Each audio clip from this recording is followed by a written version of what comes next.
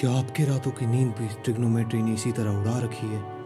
अगर हाँ तो मुबारक हो, बिल्कुल सही जगह पे आए हो तुम लोग। क्योंकि आज जो हम ये सीरीज शुरू करने जा रहे हैं ना ट्रिग्नोमेट्री की एप्लीकेशंस की, इसके अंदर बोर्ड के टर्म 2 के लिए हम ये ट्रिग्नोमेट्री नामक आत्मा को पूरे विधि विधान समेत ठिकाने लगाने वाले हैं। तो चलिए बदला लेते हैं इस ट्रिग्नोमेट्री से अपने रातों की नींद उड़ाने का।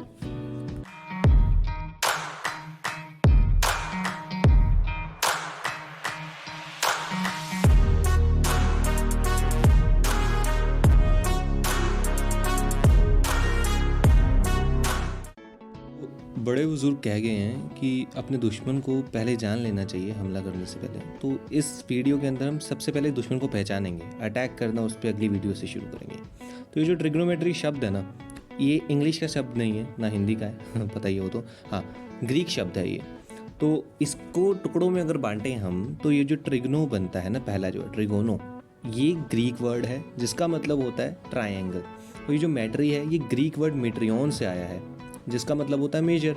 तो कुल मिला के बात इतनी हुई कि ट्रिग्नोमेट्री का मतलब है ट्रायंगल की मेजरमेंट। इतना समझ आ गया?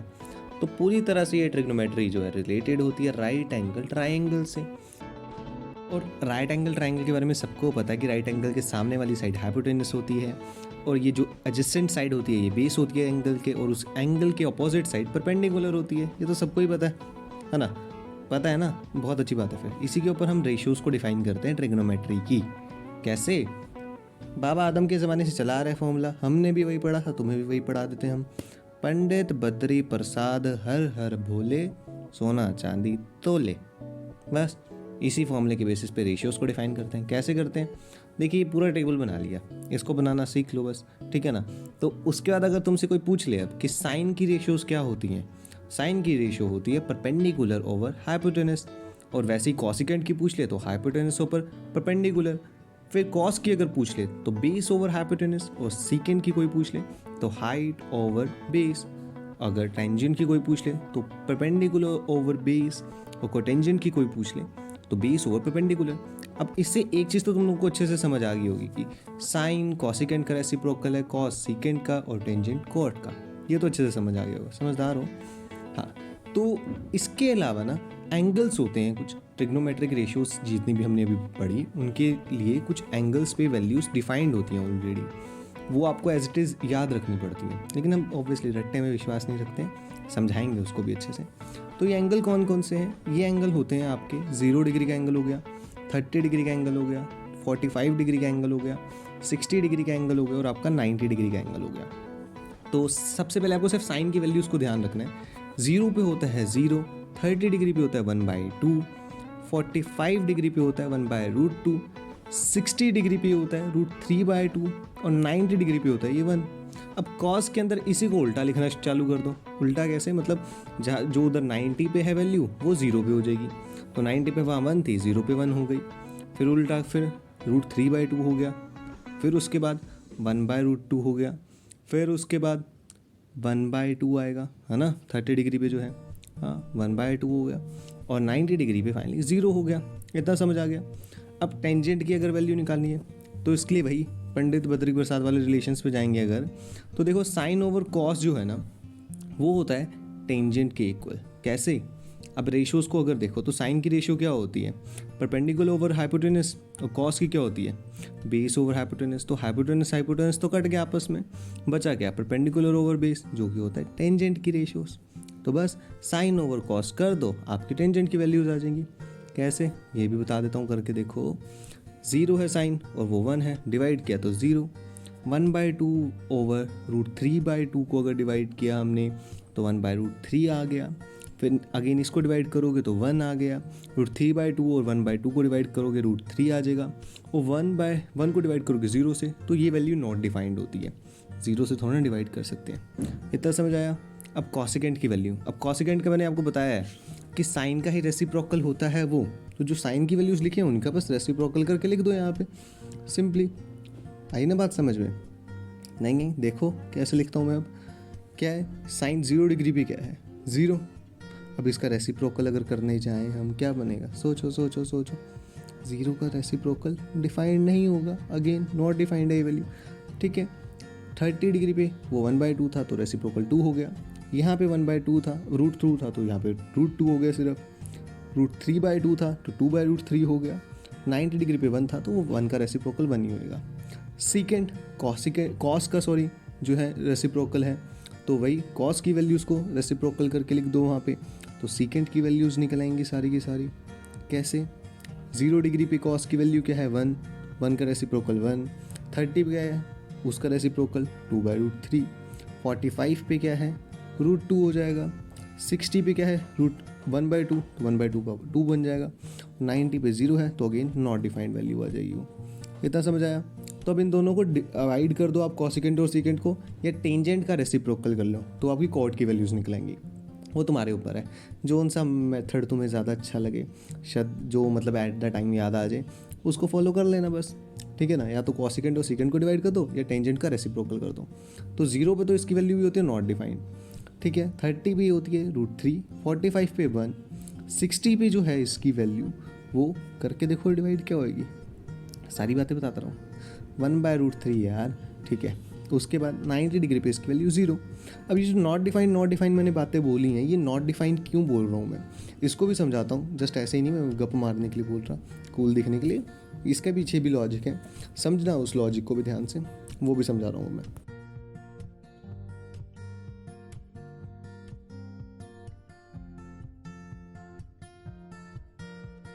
अब लॉजिक तो क्या ही, बेसिक कॉमन सेंस है इसके पीछे की।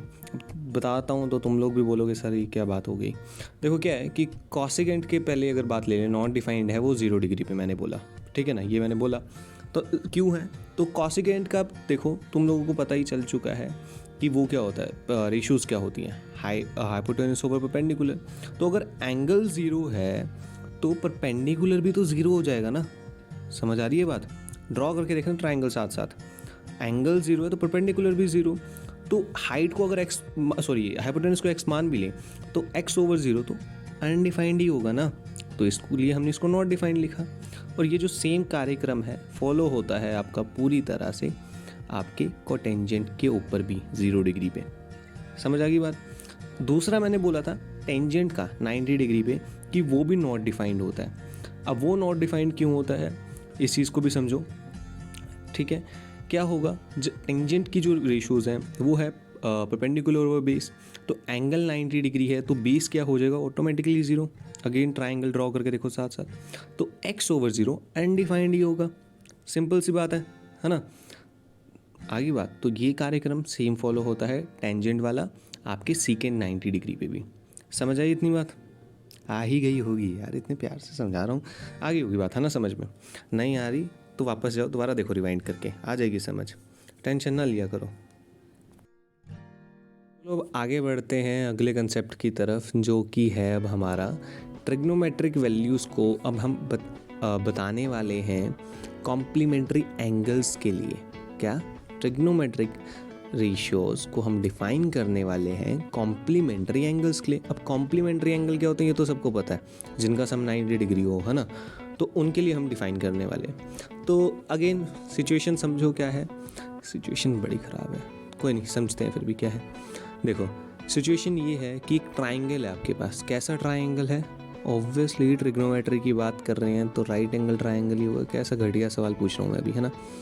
तो राइट एंगल ट्राइंगल है हमारे पास, एक ABC नाम दे दिया उसको हमने, ठीक है ना। तो अब इसके अंदर हम बोलें कि angle A plus angle C जो है वो 90 डिग्री है, ठीक है, कॉम्प्लीमेंट्री एंगल्स हैं दोनों। तो साइन A जो है वो क्या होगा हमारा BC/AC, यही होता ना उसके रेशियोज़। और कॉस A क्या हो जाएगा हमारा AB/AC। अगेन रेशियोज़ को वही फॉलो करते हुए पंडित बद्री प्रसाद हर बोले। और टेंजेंट A हो जाएगा हमारा BC/AB। ये भी बात समझ आ गई, ठीक है ना। तो कॉम्प्लीमेंट्री एंगल्स को मद्देनज़र रखते हुए एंगल C को हम ऐसे लिख सकते हैं, 90 डिग्री माइनस एंगल है, लिख सकते हैं ना बिल्कुल इसको। तो अब इसके लिए अगर हम वैल्यूज़ को डिफाइन करना शुरू करें तो देखो इसका जो ऑपोजिट साइड होगा वो क्या होगा, ऑपोजिट साइड क्या होगा AB, परपेंडिकुलर होता है ना ऑपोजिट, तो AB हो जाएगा। और इसका जो एडजेसेंट साइड होगा जो कि बेस होता है वो हो जाएगा BC। तो अब इस हिसाब से अगर हम वैल्यूज़ को डिफाइन करना शुरू कर दें तो साइन 90 माइनस ए जो है वो क्या बन जाएगा हमारा, ए वी ओवर ए सी। आई बात समझ में। वैसे ही अगर हम डिफाइन करें अब कॉस के लिए इस वैल्यू के ऊपर, कॉस 90 माइनस ए को क्या बन जाएगी, कॉस 90 माइनस ए की जो वैल्यू है बी सी ओवर ए सी। अब कहीं कुछ दिख रहा है आपको, जो ऊपर कुछ लिखा तो नीचे वाले में कुछ सिमिलैरिटी दिख रही है आपको कि कुछ तो सेम सेम हो गया? जी हाँ, हो गया है सेम सेम। क्या सेम सेम हुआ है वो भी बताता हूँ, लिख के पूरा बताऊँगा। लिखित में काम करते हैं हम, पूरा पक्का काम, ऐसे नहीं कोई बकवास मार रहे। तो ये 90 माइनस ए जो साइन का था वो इक्वल हो गया है कॉस ए के, जो हमने ऊपर लिखा, और कॉस 90 माइनस ए जो है वो इक्वल हो गया साइन ए के। आगे बात समझ में कैसे हुआ और क्यों हुआ? तो यही बातें बाकी सारी ट्रिग्नोमेट्रिक रेशियोज पे भी फॉलो होती हैं। तो साइन 90 माइनस ए जो है वो हो जाता है कॉस ए के इक्वल, कॉस 90 माइनस ए जो है वो इक्वल होता है साइन ए के, टेंजेंट 90 माइनस ए जो है वो होता है कॉट ए के इक्वल, सीकेंट 90 माइनस ए जो है वो इक्वल होता है कॉसिकेंट ए के, और कॉसिकेंट 90 माइनस ए जो है वो इक्वल होगा, सही बोला, सीकेंट के, और कॉट 90 माइनस ए जो है इक्वल होता टेंजेंट ए के।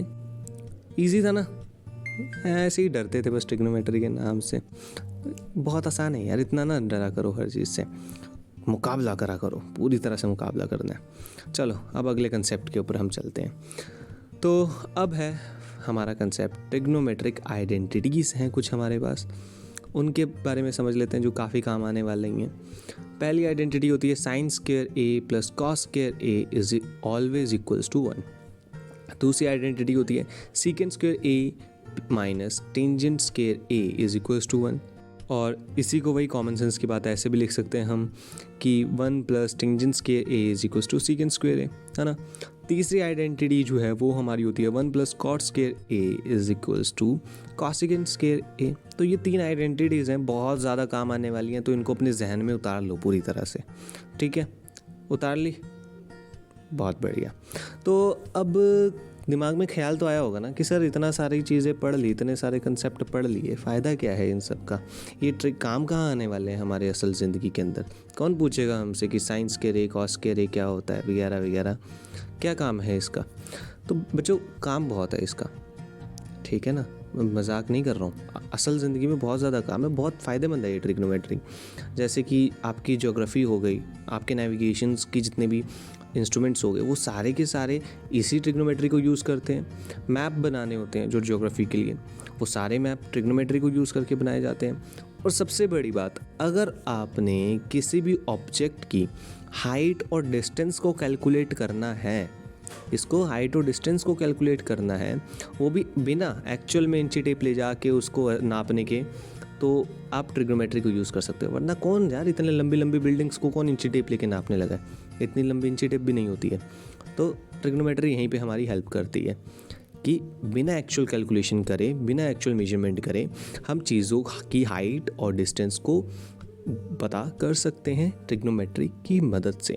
तो पूरा का पूरा हमारा हाइट एंड डिस्टेंस चैप्टर, ये जो एप्लीकेशन ऑफ ट्रिग्नोमेट्री चैप्टर है, पूरा का पूरा इसी के ऊपर बेस्ड है। तो इससे रिलेटेड भी कुछ टर्म्स हैं, उसको समझ लेते हैं पहले। थोड़ी सी हैं टर्म्स, ज़्यादा कुछ खतरनाक नहीं है, इतना स्ट्रेस ना लो, बहुत आसान टर्म्स हैं, ईजिली समझ जाओगे तुम लोग। तो सबसे पहले है हमारी जो बात, वो है लाइन ऑफ साइट। अब ये लाइन ऑफ साइट क्या होती है चीज़? देखो, जब भी हम किसी भी वस्तु को देख रहे होते हैं, किसी भी ऑब्जेक्ट को जब हम देख रहे होते हैं, तो हमारी निगाहें जो लेज़र छोड़ती हैं, नहीं, हमारी निगाहें जो लाइन बनाती हैं उसको देखते वक्त, उस लाइन को हम कहते हैं लाइन ऑफ साइट, ठीक है। इतना समझ आ गया? बहुत बढ़िया बात। जो दूसरा अब हमारा टर्म होता है वो होता है आपका हॉरिजॉन्टल लाइन। हॉरिजॉन्टल लाइन क्या होती है कि हमारे बीच और उस ऑब्जेक्ट के बीच जिसको हम निहार रहे हैं कितना दूरी है, उसको कहते हैं हॉरिजॉन्टल लाइन, निहार रहे हैं हम, ठीक है। तो तीसरा होता है एंगल ऑफ एलिवेशन। अब ये एंगल ऑफ एलिवेशन क्या होता है? मान लो कि तुम खड़े ही हो ना, नहीं बैठे ही होगे, बैठ के वीडियो देख रहे हो यहाँ। तो मान लो अगर तुम खड़े होते किसी पेड़ को देख रहे हो खड़े होके, तो लाइन ऑफ साइट और आपको हॉरिजॉन्टल लाइन तो समझ आ गई क्या चीज़ है। तो आप जब उसको देख रहे हो ऊपर की तरफ, ठीक है, मतलब ऊपर मुंह करके जब उसको देख रहे हो, उसके बिल्कुल टॉप को आप देख रहे हो, तो जो लाइन ऑफ साइट आपकी बनी है और जो आपका हॉरिजॉन्टल लाइन है क्या, आपकी जो लाइन ऑफ साइट बनी है और जो डिस्टेंस है आपका उससे, इन दोनों के बीच का जो एंगल होता है उसको हम कहते हैं एंगल ऑफ एलिवेशन, कि उस चीज़ को देखने के लिए आपको सर कितना ऊंचा करना पड़ गया अपना। अगला होता है एंगल ऑफ डिप्रेशन।